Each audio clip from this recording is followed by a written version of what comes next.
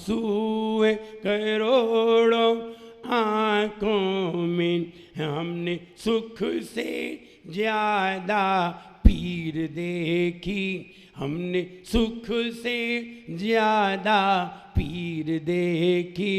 एक हंसता है 10 रोते हैं, हमने जग की अजब तस्वीर देखी।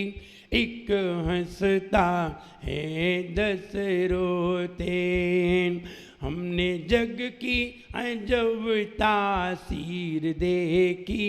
एक हंसता है 10 रोते हैं, एक हंसता है 10 रोते।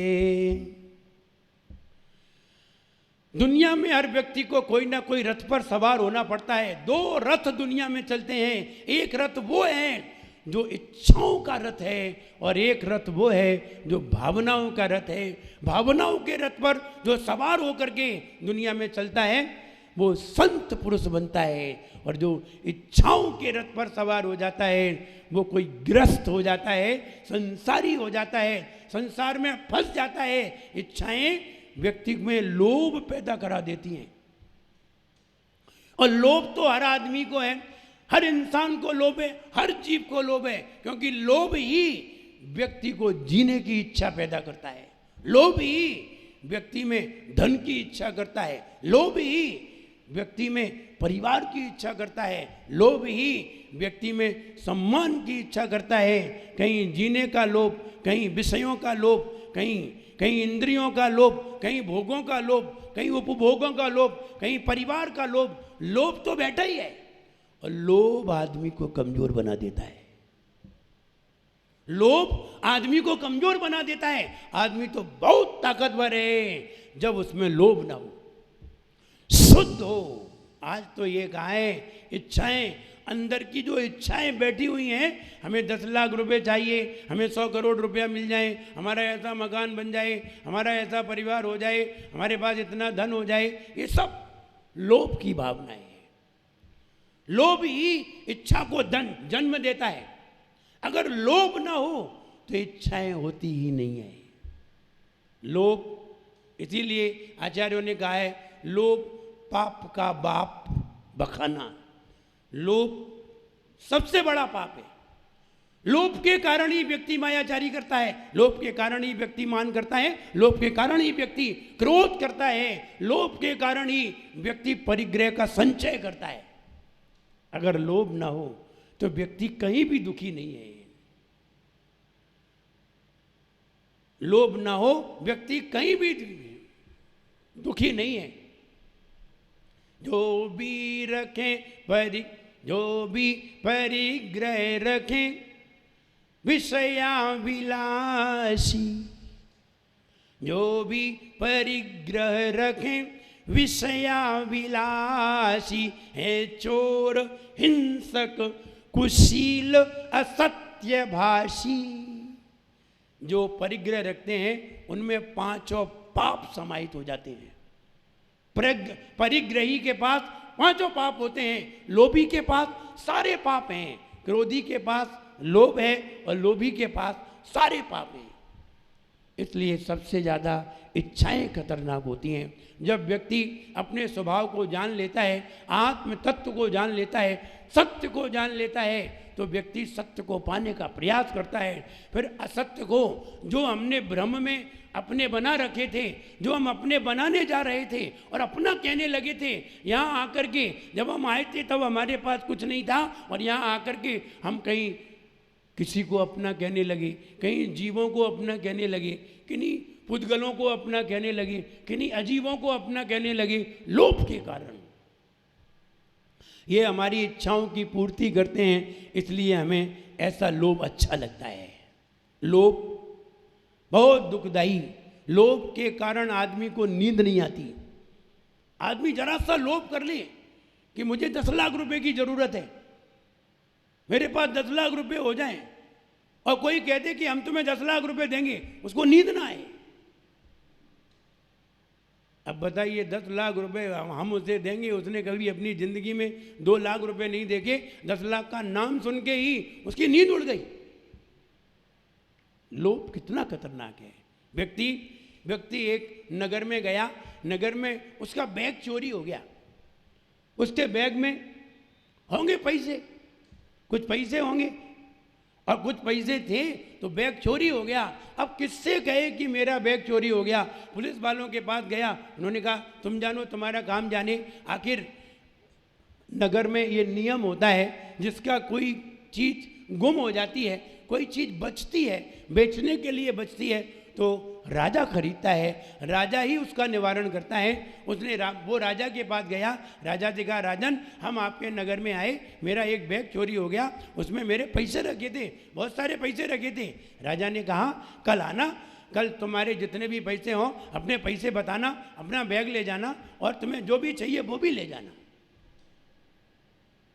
उसने कहा ये बात बहुत अच्छी है, अगर हमारा बैग खो गया, बैग तो खो गया ये तो ठीक है, लेकिन खो गया तो बहुत अच्छी बात है, क्योंकि अब तो हम कितने भी पैसे बता सकते हैं।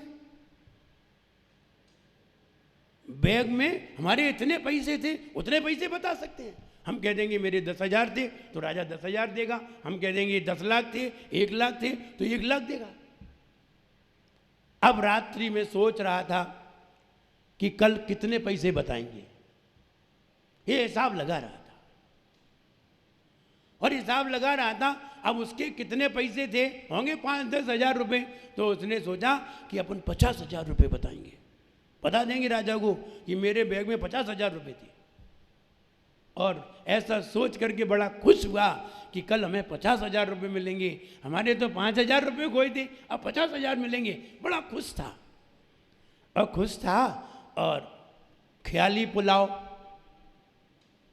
विचारों के रसगुल्ले खा रहा था लेटा लेटा, ख्याली पुलाव ख्याल बना रहा था कल हमें 50,000 मिलेंगे।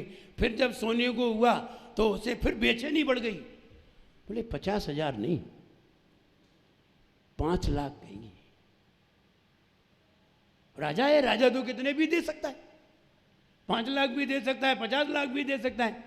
और ऐसा सोच करके अब तो उसके ख्वाब बनने लगे, 5 लाख रुपए मिलेंगे, फिर अपन ऐसा करेंगे, एक प्लाट खरीदेंगे, एक फ्लैट खरीदेंगे और एक कार खरीदेंगे। चालू ख्याली पुलाव चालू हो गई और चालू होते होते 1 घंटा व्यतीत हो गया प्लानिंग बनाते बनाते कि 5 लाख का क्या करेंगे। और फिर जब सोने लगा तो मन में आया कि 5 लाख रुपए कम पड़ेंगे। फिर मन में आया 10 लाख कह देंगे, क्या जा रहा है, उसे क्या मालूम तुम्हारे बैग में कितने थे, कह देंगे 10 लाख रुपए थे। तो राजा को अपन को तो बताना है, राजा को बैग तो मिल नहीं गया है, बैग तो कोई चोरी करके ले गया है, बैग भी चोरी हो गया है और किसी को भी नहीं मालूम कि हम राजा के पास आए, 10 लाख बताएंगे। अब उसके और प्लान चालू हो गए। फिर शादी करेंगे, फिर बच्चा होगा, बच्चे को बढ़िया स्कूल में पढ़ाएंगे और खूब सारे विचार बनाते बनाते 1 घंटा और गुजर गया, रात्रि के 3 बज गए। 3 बज गए, लेकिन बैठा बैठा जब बैठ गया उठ करके और बैठ करके फिर सोचने लगा, नींद नहीं आ रही है कि क्या करें, तो फिर पानी पी लिया और पानी पी करके बोले अब सो जाएं, और फिर लेट गया। फिर विचार चालू होते होते होते होते 4 बजने को हुए, नींद नहीं आई और अब विचार कर रहा था 10 लाख कहीं कम पड़ गए तो 15 लाख कह देंगे, 5 लाख रुपया अपने बैंक में रख लेंगे, 10 लाख रुपए का काम हो जाएगा, बाद में 5 लाख काम आएंगे, बाद में और भी तो बहुत सारे काम है, कौन एक काम है। ऐसा सोच करके वो 15 लाख का प्लान बना करके सोने लगा। और जब सोने लगा तो सोते सोते फिर उसकी नींद उचट गई और फिर नींद नहीं आई। 5 बज गए। अब 7 बजे राजा के दरबार में जाना था। बोला जल्दी से अपन तैयार होकर के 6 बजे जल्दी उठेंगे और राजा के पास सबसे पहले पहुंचेंगे और सबसे पहले सारे पैसे लेकर के अपन अपने घर की ओर रवाना होंगे, लेकिन 20 लाख रुपए कहेंगे तो ठीक रहेगा। और ऐसा सोच करके उसके 6 बज गए और उसे रात भर नींद नहीं आई। और रात भर नींद नहीं आई, सवेरे उठ करके जब नहाया धोया और नहा धो करके जाने लगा, राजा के दरबार में जाने लगा। राजा का दरबार खुला हुआ था, राजा बैठा हुआ था सिंहासन पर। राजा ने पूछा, बताइए तुम्हारा बैग कहाँ से चोरी हुआ था, उसमें कितने पैसे थे और तुम्हें किसकी ज़रूरत है, कितने पैसों की ज़रूरत है। सोचने लगा कितने कहें, अब तो चक्कर में पड़ गया, अब झूठ भी नहीं बोला जा रहा है, मुंह से शब्द ही नहीं निकल रहे हैं। और शब्द नहीं निकल रहे हैं और कहते समय जैसे ही राजा ने सबके सामने पूछा कितने पैसे थे तुम्हारे उसमें, तो फिर सोचने लगा कितने बताएं कितने बताएं कितने बताएं। और ऐसा सोचते सोचते उसे पसीना आ गया, पसीना आ गया तो चक्कर सा आ गया। तो उसे बिठाया और बिठा करके सोचा तब तक दूसरे लोगों को निपटा दें, फिर जैसे होश आ जाएगा फिर से बाद में देंगे, बाद में पूछ लेंगे। और जब बाद में उसे होश आया, आधा घंटे बाद होश आया, तो राजा ने फिर पूछा कि तुम्हारे कितने रुपए बैग में थे, कितने रुपए खो गए। तो वो हाथ जोड़ने लगा और पांव पड़ गया राजा के। राजा से बोला, नहीं नहीं, मेरे तो कितने भी पैसे नहीं थे, मेरे तो सिर्फ 5,000 रुपये थे, ज़्यादा रुपए नहीं थे। बोले तुम तो कह रहे थे कि मेरे तो 20 लाख रुपए थे। बोले नहीं नहीं, हम तो ऐसा सोच रहे थे, हम तो ये सोच रहे हैं कि पहले तो तुमने 20 लाख बताए थे, अब 5,000 क्यों बता रहे हो। बोले राजन, 20 लाख की बात जब हमने सोची तो हमें रात भर नींद नहीं आई। रात भर के जगह हैं, 20 लाख की सोचते सोचते रात भर नींद नहीं आई। अभी तो कुछ पैसा हाथ में नहीं आया है तब नींद नहीं आई, और पैसा हाथ में आ जाएगा तब क्या होगा। इसलिए मेरे तो 5,000 रुपये थे, मेरे 20 लाख रुपए नहीं थे। नहीं नहीं, वो तो मैं झूठ बोल रहा था। तो राजा ने कहा अगर तेरे 5,000 रुपये थे तो ले जाओ, अपने 5,000 रुपये ले जाओ। तो कहने का मतलब ये है, लोभी व्यक्ति न जाने क्या क्या सोचता है और लोभ के कारण न जाने कितने ख्वाब बनाता है और कितने ख्वाब उसके पूरे होते हैं। आदमी 80% जिंदगी ख्वाब में गुजारता है, 20% जो सोचता है वो सिद्ध कर पाता है, 80% तो ख्वाब में गुजर जाते हैं और दुखी रहता है क्योंकि ख्वाब कभी पूरे हो नहीं पाते। सोचता है मेरा एक मकान होगा, मैं एक मकान बनवाऊंगा, सोचते सोचते सोचते सोचते ज़िंदगी ही निकल जाती है और ज़िंदगी पूरी ख़त्म हो जाती है और हम सोचते ही रह जाते हैं। हम ये कहना चाहते हैं व्यक्ति लोभ में आकर के कितने दुखी होकर के कार्य करता है और व्यक्ति कितना दुखी होता है लोभ के कारण। झूठ बोलता है, कैसे कैसे झूठ बोलता है। जब एक व्यक्ति अपनी बच्ची की शादी करने के लिए गया और बच्ची की शादी करने के लिए पहुंचा तो वहाँ उसने लड़के वाले ने पूछा आपकी बच्ची आपका बच्चा कितना पढ़ा है। पहले लड़की वाले ने पूछा आपका बच्चा कितना पढ़ा है, तो उसने कहा मेरा बच्चा M.Com कर रहा है, M.Com कर रहा है। उन्हें ये तो बहुत अच्छी बात है, अगर आपका लड़का M.Com कर रहा है तो मेरी भी बच्ची B.Com पढ़ी है, B.Com कर रही है, वो भी B.Com कर रही है।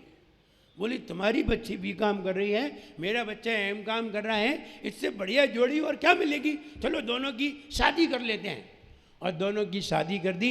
बाद में जब लड़के और लड़की दोनों सामने आए तो पता चला न लड़का M.Com था न लड़की B.Com थी। लोभ आदमी को झूठ बुलवा देता है। जब लड़की वाले ने कहा तुम तो कहते थे मेरा लड़का M.Com है, M.Com कहाँ है। दोनों ने कहा मेरा लड़का M.Com है, आप देख लीजिए। बोले कैसे देखे, इसके पास कौन सी डिग्री है। बोले मैंने ये कहा था M.Com है। तो बोले आपकी लड़की भी कहाँ B.Com है। तो बोले हमारा लड़का तो M.Com है, बिल्कुल सही है, आप बताइए आपकी लड़की B.Com कहाँ है। तो उसने बताया M.Com बिल्कुल सही है, M माने मंदिर, मेरा लड़का मंदिर में काम करता है, मेरा लड़का मंदिर में काम करता है, M.Com है। बोले तुम्हारी लड़की भी काम कहाँ है?